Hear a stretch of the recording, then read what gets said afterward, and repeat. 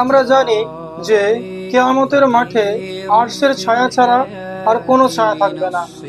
কিন্তু আপনি কি জানেন যে কে কে বা কোন শ্রেণীর ব্যক্তিরা এই আরশের ছায়া পাবে? এই হাদিসটি আছে সহিহুল বুখারী হাদিস নাম্বার 660, যেখানে রাসূলুল্লাহ সাল্লাল্লাহু আলাইহি ওয়াসাল্লাম বলছেন যে 7 প্রকার লোককে আল্লাহ নিজের আরশের ছায়ায় আশ্রয় দেবেন। 7 প্রকার ব্যক্তিকে। এক হচ্ছে যেই ব্যক্তি ন্যায়পরায়ণ শাসক। 2 হচ্ছে যেই যুবক তার রবের ইবাদতের মাধ্যমে বড় হয়েছে। 3, যে ব্যক্তি মন সর্বদা মসজিদের সাথে আবদ্ধ।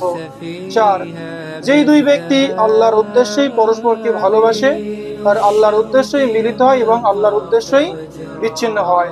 5, যেই ব্যক্তিকে কোনো উচ্চ মর্যাদা বংশীয় সুন্দরী নারী আহ্বান করে অশ্লীল কাজের জন্য, আর সেই ব্যক্তি এই বলে প্রত্যাখ্যান করে যে আমি আল্লাহকে ভয় করি, আমি আল্লাহকে ভয় করি।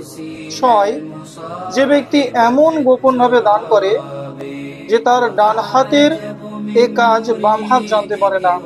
7, যে ব্যক্তি নির্জনে আল্লাহ তাআলাকে স্মরণ করে এবং তার চক্ষুদ্বয় হতে অশ্রু প্রবাহিত হয়। 7, যেই ব্যক্তি নির্জনে আল্লাহ তাআলাকে স্মরণ করে এবং এই স্মরণের মাধ্যমে তার চোখ থেকে পানি বেরিয়ে আসে।